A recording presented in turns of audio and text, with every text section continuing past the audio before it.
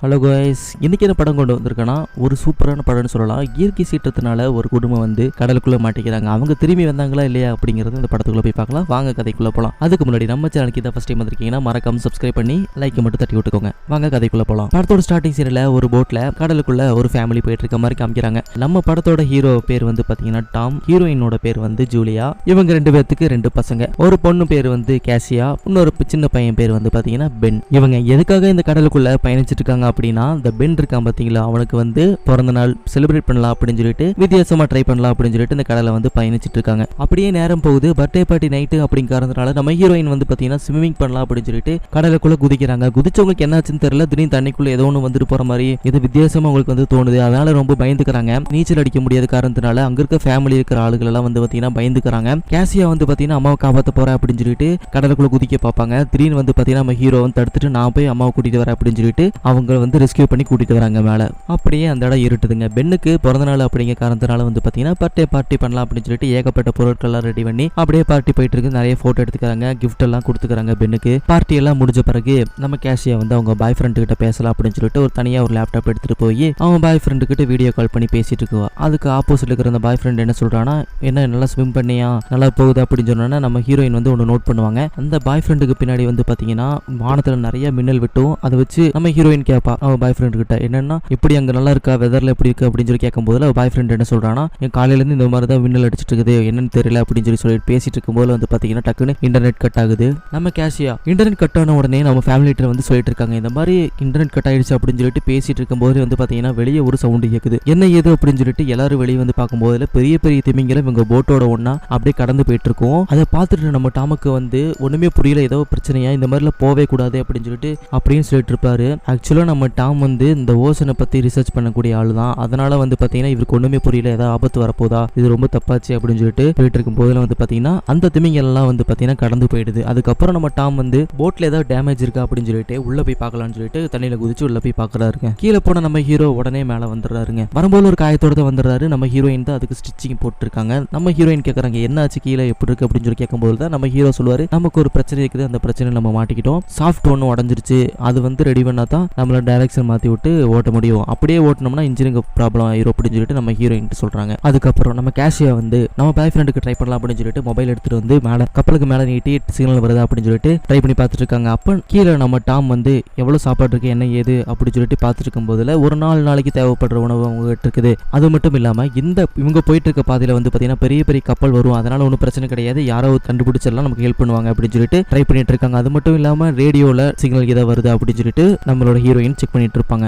பேசிட்டு இருக்க அதே சமயத்துல வந்து பாத்தீங்கன்னா வெளியே ஒரு பெரிய சத்தம் கேக்குது. என்ன ஏது அப்படின்னு சொல்லிட்டு வெளியே போய் பார்த்தா ஒரு பெரிய விண்கல் அது வந்து பாத்தீங்கன்னா இவங்க கிட்டே வந்து பாத்தீங்கன்னா விழுகுது. அதை பார்த்துட்டு நம்ம டாம் வந்து டக்குன்னு போட்டை எடுத்து அந்த சைடு கொண்டு போவாரு. எப்படியும் அவங்க வந்து தப்பிச்சிட்டாங்க. அதுக்கப்புறம் ஏகப்பட்ட சத்தம் கேக்குது. என்ன ஏதுன்னு வந்து பார்த்தா மேல இந்த சேட்டலைட்ல இருக்கும் பாத்தீங்களா, அதெல்லாம் வந்து விழுந்து கிடக்குது. நம்ம டாமுக்கும் அங்க இருக்க ஆட்களுக்கும் ஒண்ணுமே புரியல, என்னடா நடக்குது அப்படின்னு சொல்லிட்டு யோசிச்சுட்டு இருக்காங்க. அது மட்டும் இல்லாம அங்க வந்து டக்குன்னு பெரிய புயல் வரக்கூடிய ஒரு சீற்றம் வந்து அங்க ஆரம்பிச்சிருக்குது. அதனால டக்குன்னு போட்டுக்குள்ள வந்துட்டு லைஃப் ஜாக்கெட் எல்லாமே எடுத்து வந்து பாத்தீங்கன்னா போட்டுக்கிறாங்க. அதே மாதிரி கடல் வந்து ரொம்ப சீற்றமாகுது. அதனால வந்து பாத்தீங்கன்னா நம்ம டாம் வந்து சின்னதா ஒரு ஃபிளேர் மாதிரி ரெடி பண்ணி அதை பத்த வச்சு காமிக்கிறாருங்க. ஏதோ வண்டி ஏதோ வந்துச்சுன்னா அவங்களுக்கு சிகில் வருமே அப்படின்னு சொல்லிட்டு பண்ணி காமிக்கிறாரு. இருந்தாலும் அது ஒரு பிரயோஜனமே இல்லைன்னு அவருக்கு தெரிஞ்சிருச்சு. அதனாலே போட்டுக்குள்ளேயே போயிடுறாருங்க. அப்படியே வந்து பாத்தீங்கன்னா நேரம் போகுது, அப்படியே விடிஞ்சும் போயிடுதுங்க. அப்படியே வந்து பாத்தீங்கன்னா ஒவ்வொரு ஆளா தூக்கத்துல இருந்து முழிக்கிறாங்க. அப்படியே ஒவ்வொரு ஆளா தூக்கத்துல இருந்து முழிக்கிறாங்க. முழிச்சு பார்த்தா ஒரு அமைதியா இருக்குதுங்க.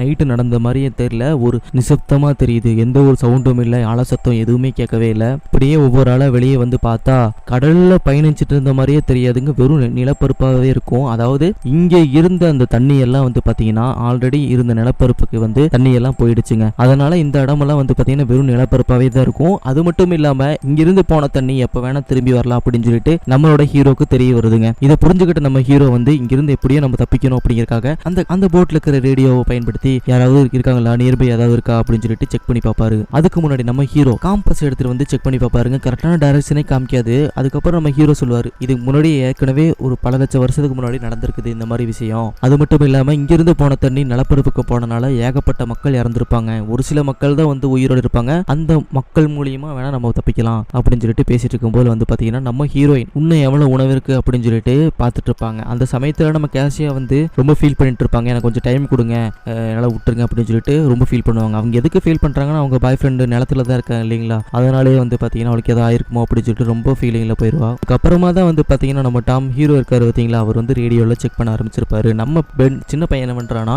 பலூன்லாம் வந்துருக்கும், அந்த பார்ட்டியெல்லாம் பண்ணாங்க பார்த்தீங்களா, அந்த பலூன்லாம் எடுத்துகிட்டு போய் ஒட்டுக்கா கட்டி மேலே வந்து மேலே விட்டுறான். காற்றுல அது வந்து பார்த்தீங்கன்னா யாராவது பார்த்தாங்கன்னா நம்மளுக்கு தேடி வருவாங்க அப்படின்னு சொல்லிட்டு வந்து இப்படி விட்டுறான். நம்ம டாம் வந்து ஒவ்வொரு சேனலாக செக் பண்ணி பார்த்துட்டு இருக்கும்போது திடீர்னு ஒரு சிக்னல் வந்து கனெக்ட் ஆகிடுதுங்க. அந்த ஆப்போசிட்டில் பேசிட்டு இருக்கிறது வந்து பார்த்தீங்கன்னா சொல்கிறாரு, இந்த மாதிரி நான் நீர்மூழ்கி கப்பலில் இருந்து பேசுகிறேன், இந்த மாதிரி நான் வந்து ஆழ்கடல் ஆராய்ச்சியில் இருக்கும்போது வந்து பார்த்தீங்கன்னா இங்கே இருக்க கடலெல்லாம் அங்கே போயிடுச்சு, இந்த கடல் எப்போ வேணால் நம்ம மறுபடியும் இதே இடத்துக்கு வரலாம், அதனால் நம்ம பாதுகாப்பாக இருக்கணும் அப்படின்னு சொல்லிட்டு இருக்காரு.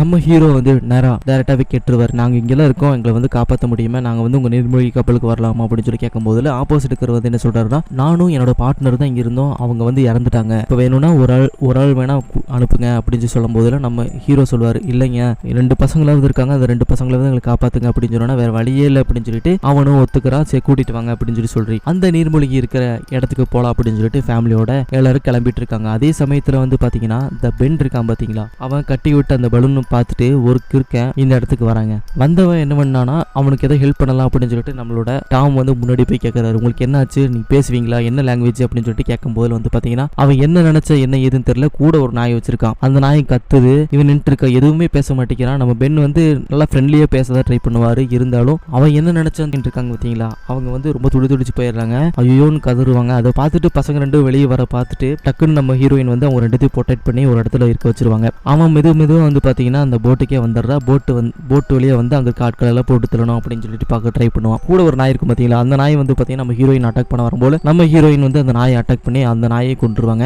அது மட்டும் இல்லாமல் நம்ம ஹீரோயின் அட்டாக் பண்ண வர அந்த ஆள் வந்து பார்த்தீங்கன்னா நம்ம ஹீரோயினும் ஏதோ கஷ்டப்பட்டு அவனையும் வந்து பார்த்தீங்கன்னா போட்டு தரல, ஓரளவுக்கு சைடில் வச்சுட்டு அங்கேருந்து டக்குன்னு வந்து பார்த்தீங்கன்னா பசங்களை கூப்பிட்டு கிளம்ப ஆரம்பிச்சிட்டாங்க. இவங்க போயிட்டு இருக்க வழியில வந்து பார்த்தீங்கன்னா அந்த மேப்பையும் தவறு விட்டுருப்பாங்க, கொஞ்சம் கொஞ்சமாக போயிட்டு இருக்கும் போதுல ஒரு பிரைவேட் ஜெட்டு ஆல்ரெடி வந்து ஆக்சிடென்ட் ஆகின ஜெட்டு கடலுக்குள்ள இருக்கும் பார்த்தீங்களா, அந்த ஜெட்டு வந்து பார்த்தீங்கன்னா அங்கே கண்ணில் தென்படுது, கொஞ்சம் ரெஸ்ட் எடுத்துட்டு போகலாம் அப்படின்னு சொல்லிட்டு அங்கே ரெஸ்ட் எடுத்துட்டு இருப்பாங்க. நம்ம கேஷாக்கு வந்து பார்த்தீங்கன்னா பாத்ரூம் வருது அப்படின்னு சொல்லிட்டு வெளியே வந்து போயிட்டு இருப்பாங்க. அதை பார்த்துட்டு அந்த அடிச்சு போட்டு வந்தான் பார்த்தீங்களா, அவன் வந்து பின்னாடியே வந்திருப்பான் இருக்குது. வந்தவன் வந்து பார்த்தீங்கன்னா நம்ம கேஷியாவை அட்டாக் பண்ண போகும்போது டக்குன்னு நம்ம ஹீரோயின் ஜூலியா வந்து பார்த்தீங்கன்னா அவனை வந்து அடிச்சு போட்டுருவாங்க. அவனும் ஓரளவுக்கு உடம்புல அடிபட்டு இதாயிரும். அதுக்கப்புறம் நைட் அங்கேயே போகுது, அங்கேயே ஸ்பெண்ட் பண்ணுறாங்க. அடுத்த நாள் காலையில் வந்து பார்த்தா அந்த அடிச்சு போட்டவனோட பாடியில் வந்து பார்த்தீங்கன்னா ஏகப்பட்ட காயங்கள்லாம் இருக்கும். அதை பார்த்துட்டு தெரிஞ்சுக்கிறாங்க நம்ம ஜூலியா, இவனை விட பெரிய ஒரு மிருகம் இங்கே இருக்குது, அதுக்கிட்ட நம்ம எப்படியே தப்பிக்கணும் அப்படின்னு சொல்லிட்டு அப்படியே கொஞ்சம் கொஞ்சமாக வந்து பார்த்தீங்கன்னா அந்த நீர்மூழ்கி கப்பலுக்கு இடத்துக்கு வந்து பார்த்தீங்கன்னா போக ஆரம்பிச்சிடுறாங்க. அப்படியே போயிட்டு இருக்கும்போது வந்து பார்த்தீங்கன்னா நம்ம ஹீரோயினுக்கு ஏதோ ஒன்று தப்பாக தோணுது,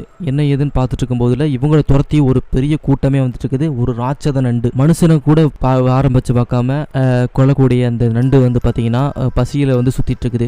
இவங்க ஆல்ரெடி அந்த கொண்டு போட்ட அவங்கள வந்து ஆல்ரெடி சாப்பிட்டதே அந்த நண்டு தான். அந்த நண்டை பார்த்த உடனே டக்குன்னு அங்கிருந்து ஓட ஆரம்பிச்சிருவாங்க. ஓடி போகும்போது வந்து பார்த்தீங்கன்னா பெரிய ஒரு கப்பல், சரக்கு கப்பல் வந்து பார்த்தீங்கன்னா அங்கே வந்து தண்ணி இல்லாமல் சாஞ்சு ஆக்சிடென்ட் ஆகி கிடக்குன்னு வச்சுக்கலாம். அந்த இடத்துல இருந்து ஒரு சில பேர் வந்து பார்த்தீங்கன்னா கண்டெய்னர் இருக்கிற ஒவ்வொருவரும் பார்த்தீங்கன்னா எடுத்துட்டு கலெக்ட் பண்ணிட்டு இருப்பாங்க.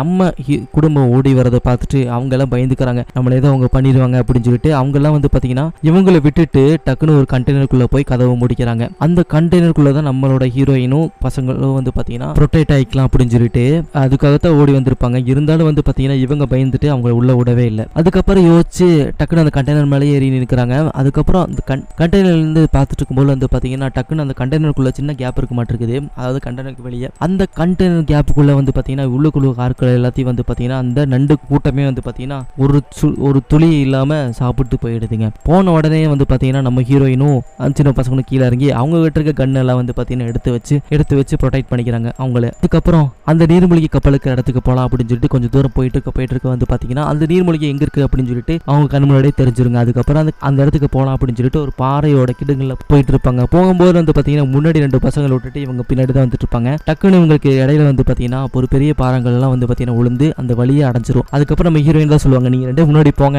அப்படின்னு சொல்லிட்டு ரொம்ப ஃபீல் பண்ணி சொல்லுவாங்க. அதுக்கப்புறம் பசங்க எல்லாம் போக மாட்டேன்னு சொல்லுவாங்க. அதுக்கப்புறம் நம்ம ஹீரோயின் சொல்லுவாங்க, இல்லை நீங்க முன்னாடி போய் தான் ஆகணும், வேற வழியே இல்லை அப்படின்னு சொல்லி சொல்லும் போது வந்து பார்த்தீங்கன்னா 2 பசங்க பென்னும் கேசியாவும் வந்து பார்த்தீங்கன்னா அங்கே போவாங்க. போய் பார்த்தா வந்து பார்த்தீங்கன்னா ஆல்ரெடி அவர் வந்து அடிபட்டு கிடப்பாரு, என்னால் முடியாது, நீங்க தான் உள்ள போகணும், உள்ள போய் ப்ரொடெக்ட் ஆகிக்கோங்க அப்படின்னு சொல்லும் போது தான் நம்ம கேசியாவுக்கு வந்து ஒரு யோசனை வருது. சரி இங்கே இடம் இருக்குல்ல, டக்குன்னு அம்மாவை கூப்பிட்டு வந்துடலாம் அப்படின்னு சொல்லிட்டு பென் அங்கே விட்டுட்டு கேசியா வந்து அவங்க அம்மா கூப்பிட வராங்க. போகும்போது வந்து பார்த்தீங்கன்னா நம்ம ஹீரோயின் வந்து அந்த நண்டு கிட்ட வந்து ப்ரொடெக்ட் பண்ணலாம் அப்படின்னு சொல்லிட்டு கலெக்ட் பண்ணி வச்சிருந்த அந்த கன்னை எடுத்து ஷூட் பண்ணிட்டு இருப்பாங்க, ப்ரொடெக்ட் பண்ணிட்டு இருப்பாங்க. இருந்தாலும் வந்து பார்த்தீங்கன்னா அவங்களுக்கு ஏமோ இருக்காது, அதனால வந்து பார்த்தீங்கன்னா ரொம்ப தவிர்த்துட்டு தான் இருப்பாங்க. டக்கு நம்ம கேசியை வந்து கூப்பிட்ட போல வந்து நம்ம ஹீரோயின் சரிப்பா போலாம் அப்படின்னு சொல்லிட்டு அந்த நீர்மூழ்கி கப்பல் கிட்ட வராங்க. வந்தவங்க வந்து பாத்தீங்கன்னா உள்ள போய் ப்ரொடெக்ட் பண்ணிக்கிறாங்க.